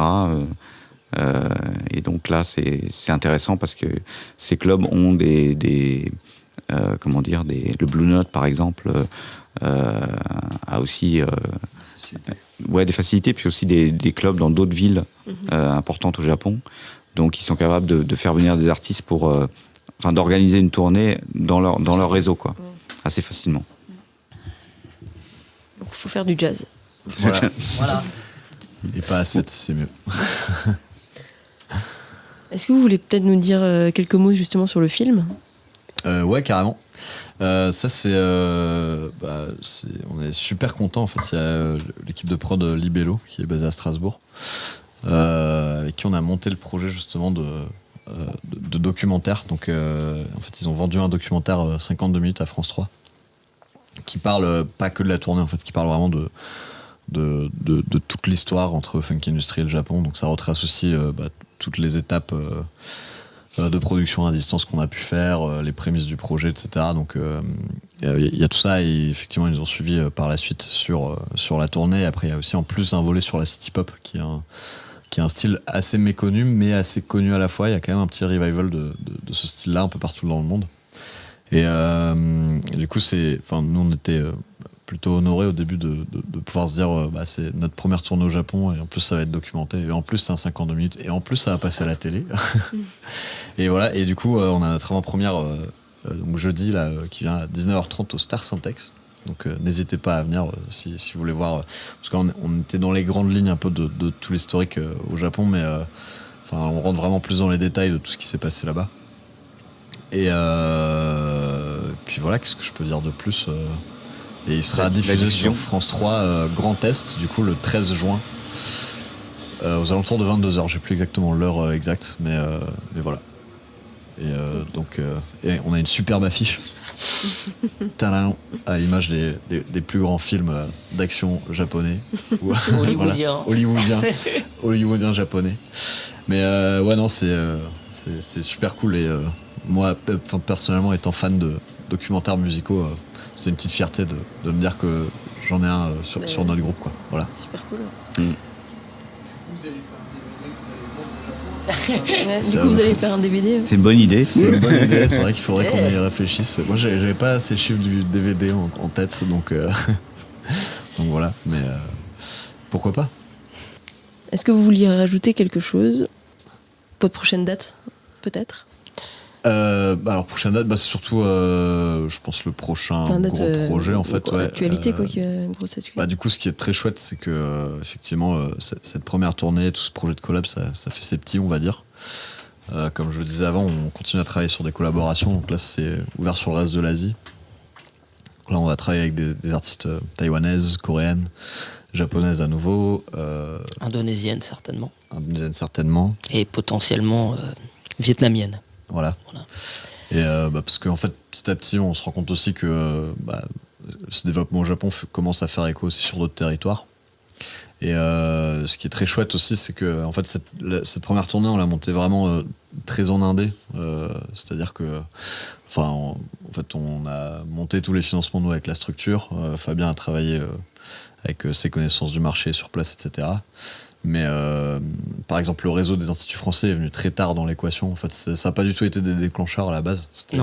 Je pense qu'on peut dire qu'il y avait un côté très DIY. Donc même sur la recherche de financement, etc. Moi, j'ai beaucoup travaillé là-dessus, moi. Et ça a été beaucoup découvrir, il existe ce dispositif, ce truc, ceci, ça. Et en fait, je pense que le fait qu'on ait réussi à le monter comme ça a aussi fait écho derrière, justement dans ces réseaux plus institutionnels où il y a peut-être plus de soutien derrière. Et ce qui est chouette, c'est que là, ça a débloqué tout ce volet-là.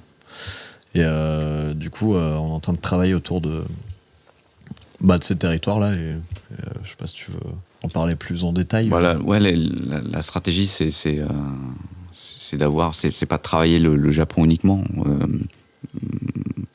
Pour les raisons qu'on a évoquées, en fait, la difficulté de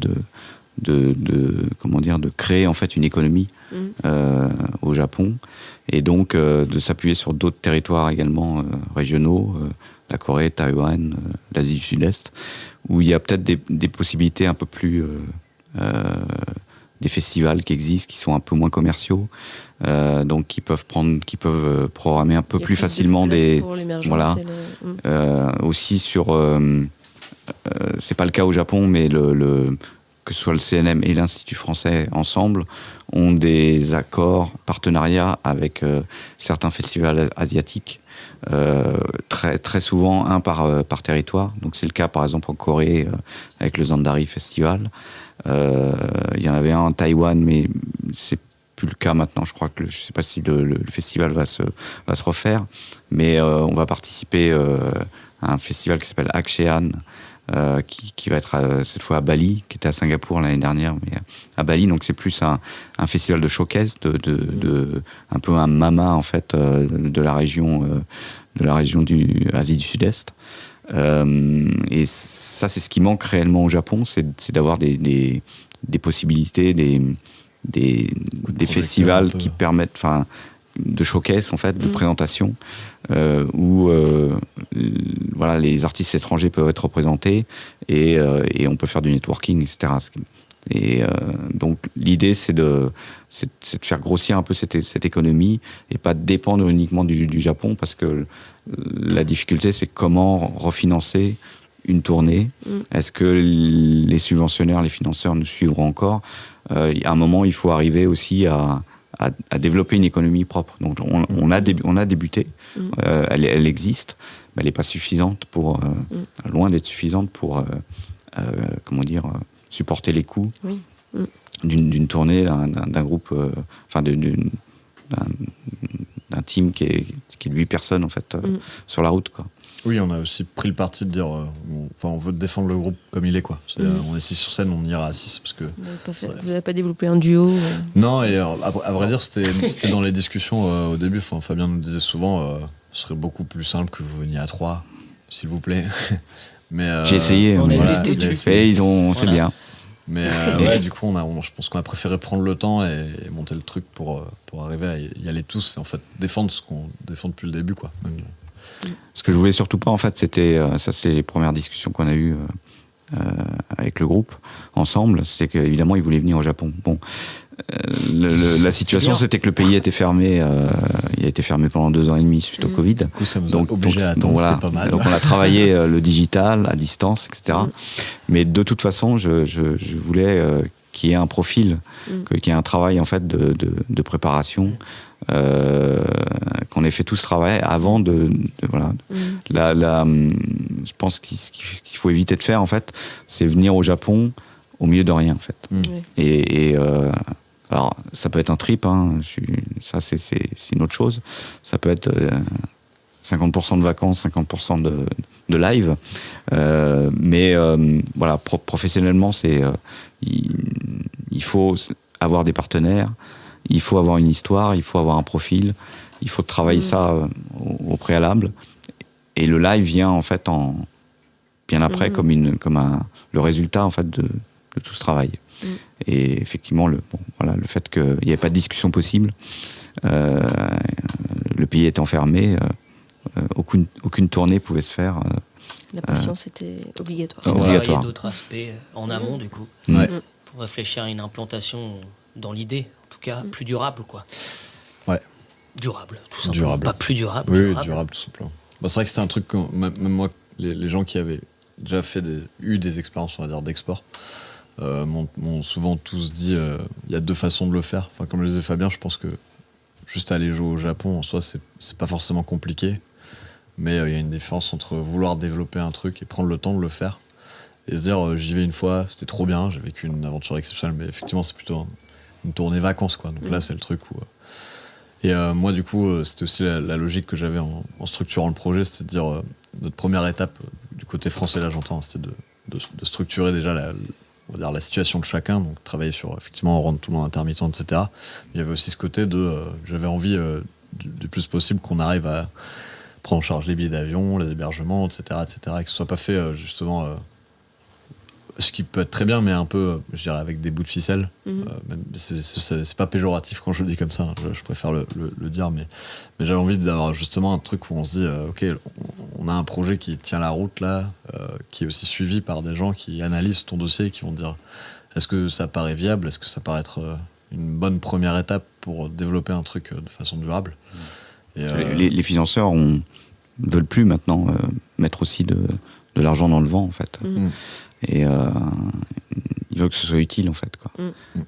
Faut pas que ce soit un one shot. Oui, et faut qu'il y ait une vraie stratégie à moyen terme et à long terme. D'où l'importance aussi des collaborations, encore une fois, quoi. Parce que ça donne, comment dire, ça, au-delà d'être un vrai kiff artistique, ça donne aussi de la consistance à une volonté d'implantation et de quelque chose de durable sur un territoire. Là, c'était le Japon, et donc là, il y a la volonté d'aller justement détendre tout ça, mais aussi la volonté de faire des nouvelles collaborations avec d'autres artistes, d'autres pays. Mais c'est vrai que, encore une fois, les collabs, je pense qu'au début, on peut, pour finir avec les collaborations, on peut être un petit peu réticent des fois de se dire, Est-ce que Ça va pas dénaturer est-ce que ma ça va musique. pas dénaturer un peu des Ouais. choses, même si c'est pas du tout, c'est pas pour juger justement la musique qui peut être faite dans un autre coin du monde, pas du tout, mais de se dire est-ce que en tant qu'artiste, je vais pas être confronté et le voir presque plus comme une contrainte ou quelque chose qui arrive sur notre musique au lieu d'une expérience en fait. Et en fait, ce qu'on a remarqué, c'est qu'artistiquement, ça a été chaque fois comment dire, vraiment, ça a été le pied, quoi. De commencer à travailler sur un morceau, d'avoir un échange avec un artiste, et de retrouver le morceau quelques semaines après, renvoyé, avec quelque chose que tu n'imaginais pas du tout, quoi. Et d'un coup, tu écoutes ça et tu te dis, waouh, mais en fait, le morceau, il pouvait ressembler à ça aussi, quoi.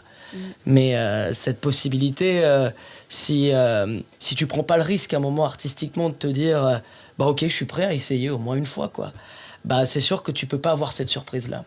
Et ça bah en tout cas moi je suis en tant que compositeur et tout, je suis vraiment super content d'avoir fait ça, et toujours encore, parce que là on a de nouveau réussi à trouver des artistes vraiment incroyables, en plus d'une gentillesse chaque fois. C'est ça qui est assez dingue, c'est que humainement c'est génial, quoi, en plus d'être artistique. Et chaque fois avec tu commences à composer un truc, voilà, tu veux le faire à la sauce Funk Industry parce que voilà, c'est notre groupe, mais en même temps tu commences à avoir un profil d'artiste, tu te dis comment j'ai bien envie de voir comment la personne va s'approprier le truc, même si tu peux t'imaginer, parce que tu vois le profil, tu te dis bah c'est super, de toute façon je suis sûr que mais c'est jamais ce que tu aurais pu imaginer, de toute façon, et c'est ça qui est top. Il n'y a jamais une artiste ou un artiste avec qui ça s'est passé de la même façon, quoi. Autant il y en avait qui disaient Nathan, vas-y, j'aimerais bien que tu me composes une mélodie de voix, quoi. Ouais. Il y en a d'autres qui disaient change cet accord, quoi. Complètement. C'est vraiment, ça part dans tous les sens. Change cette progression harmonique, était là, bon bah ok, et en on fait, va essayer. C'est peut-être hyper cucu dit comme ça, mais c'est vrai que ça te fait aussi voyager sans te déplacer, quoi. Il y a un truc où, ce que je disais un peu plus tôt, mais tu te confrontes vraiment à d'autres trucs, d'autres façons de faire, c'est hyper cool de sortir de sa zone de confort aussi. Et je trouve que, en fait, mine de rien, j'ai l'impression que là, sur le dernier EP, en tout cas, sur Midnight City Lovers, c'est la première fois où on a fini le truc, et tout le monde s'est dit, on est content de tout, quoi. De la pochette à tous les titres. Même si dans 5 ans, ça sera plus le cas, parce qu'on est des artistes, mais... quoi. Qu'on aura quelque chose à dire. Mais il y avait un truc où tu sentais que c'était pas juste notre entre-nous, où y en a un, il aime moins ce morceau, parce que, pour des raisons X ou Y, esthétiques ou ci ou ça, en fait, vraiment, il y avait une vraie satisfaction. Ouais. Et il y a toujours. Qui est toujours je pense que c'est quand même mine de rien, parce qu'on est passé aussi par cette étape de se confronter à d'autres univers, quoi. Mais après ça, voilà, ça reste des collaborations, peu importe que ça soit dans le même pays, d'autres pays. Ouais. C'était plutôt, comment dire, j'avais envie de parler de manière enjouée des collaborations. Voilà. Parce que j'aime ça, tout simplement. Ok, bah, le temps est passé assez vite. Alors, s'il y a une question ? Ouais, vas-y.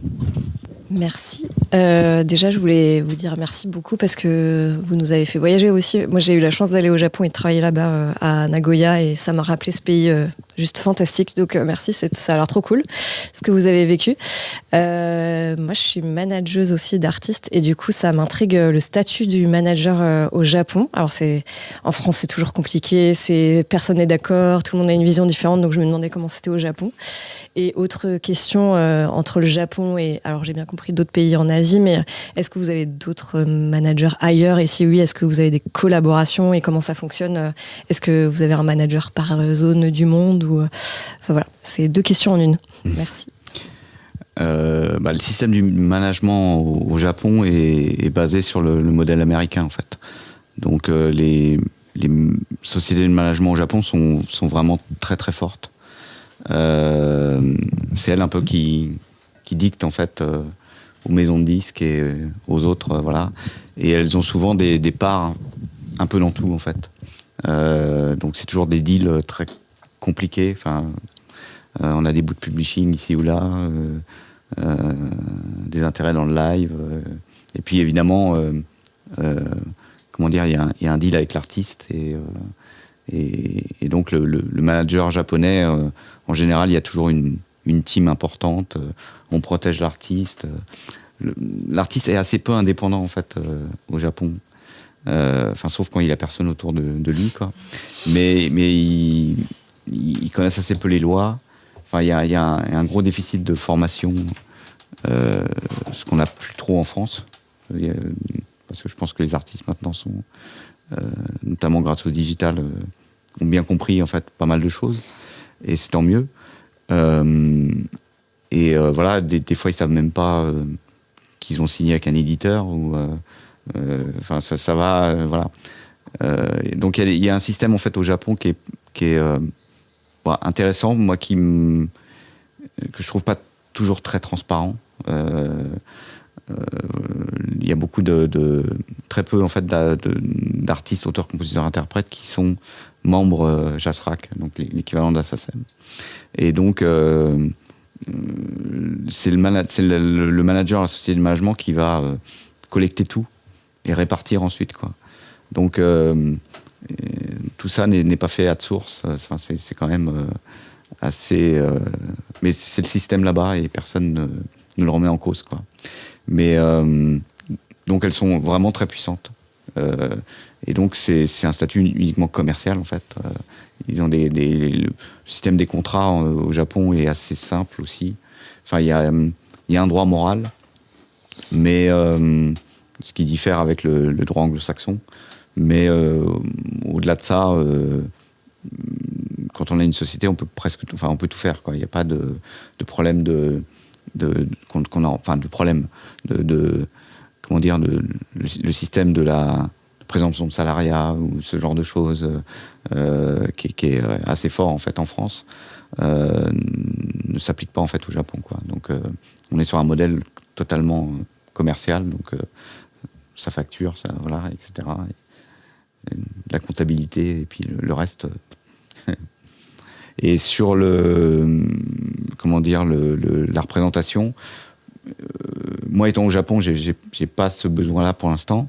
Il faudrait qu'effectivement comment dire, par exemple un promoteur arrive à nous faire passer à une étape, à un niveau de ce qu'on pourrait pas faire par nous-mêmes pour que ça soit intéressant.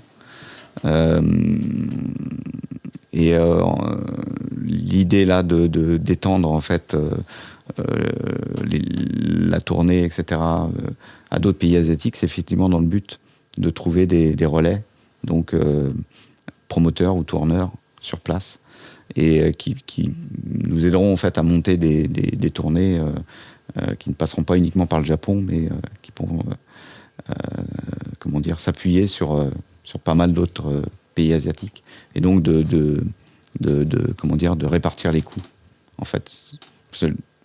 Un groupe de 7 enfin 8, les billets d'avion tout de suite, ça coûte quand même assez cher. Oui. Donc voilà. Je sais pas si j'ai répondu à vos deux questions, mais Si vous avez d'autres. Non, mais du coup sur le reste des territoires, en fait, comme je disais avant, on gère tout nous en fait. Du coup, on a monté notre asso qui a pris la forme d'un label. Après, la question des managements, on a pu se poser la question d'agents sur justement le développement d'Europe, etc. Mais je crois que, comme je le disais avant, maintenant notre objectif est vraiment de développer l'Asie, en fait. Donc, même si on continue à avoir des actions avec la France, là par exemple, je pense qu'on a une sortie de single qui va se faire bientôt avec une chanteuse française, parce qu'en gros, un musicien japonais avec qui on a un peu bossé nous a commandé une reprise d'un de ses titres. On se dit, quitte à le faire, autant le faire. On va dire à l'inverse, et du coup proposer le titre à une chanteuse française et le faire en français. Donc on a cette sortie qui arrive bientôt, donc c'est moins un titre qui est dédié, on va dire, au développement de l'Asie, mais après je dirais que tout est quand même globalement lié à la stratégie qu'on va mettre en place avec Fabien sur le développement asiatique, d'autant plus que ça, en fait, faut le dire, actuellement ça demande quand même énormément de boulot. Je vois pas comment on pourrait à moins de créer des clones de chacun d'entre nous, surtout de Nathan en ce moment, sur la composition. Mais après, il faut être sur place également. Enfin, ouais. C'est évident. Bon, moi, étant au Japon, c'est difficile d'aller peut-être Taïwan, Corée, etc. Mais enfin, toute l'Asie du Sud-Est, je pense que pour pouvoir accéder au festival, enfin ça faut des relais. Ouais, faut des relais, et puis c'est pas spécialement effectivement mon positionnement par rapport à Funk Industry, qui est plus effectivement de mettre en place des stratégies et de s'appuyer sur des partenaires locaux quand on peut pour aller plus loin que ce qu'on pourrait faire par nous-mêmes. Merci beaucoup. De rien, merci à vous. Merci à vous. Merci. Et c'était super intéressant et on a particulièrement apprécié ton partage d'enthousiasme pour les collaborations. Merci Nathan. Merci pour tous ces conseils et puis à bientôt. À bientôt. À bientôt et bonne soirée.